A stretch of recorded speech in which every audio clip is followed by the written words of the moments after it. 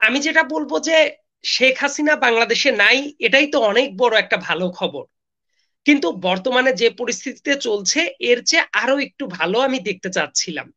হঠাৎ করে যেটা মনে হচ্ছে, যারা একসাথে গণ অভ্যুত্থানে আন্দোলন করেছে, যারা একসাথে লিড দিয়েছে, তারপরে সবাই মিলে একসাথে স্বৈরাচার দমনের জন্য মাঠে ছিল, কিন্তু হঠাৎ করে যেটা মনে হচ্ছে নিজেদের ভেতরে একটা ভুল বোঝাবুঝি বা সব সময় একটা দ্বন্দ্ব দ্বন্দ্ব ভাব, এই জায়গাটাও কিন্তু আবার প্রবল ভাবে লক্ষ্য করা যাচ্ছে।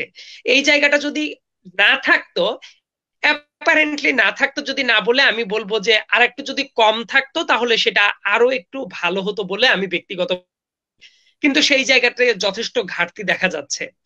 আপাত দৃষ্টিতে বর্তমানে যে ধরনের ধরেন যে পারস্পরিক কামড়াকামড়ি চলছে, এর ফলে শেখ হাসিনার কিন্তু সবচেয়ে বেশি খুশি হওয়ার কথা, যে সবাই মিলে আন্দোলন করে আমাকে নামিয়েছো, এখন নিজেরা নিজেরা কেন কামড়াকামড়ি করো।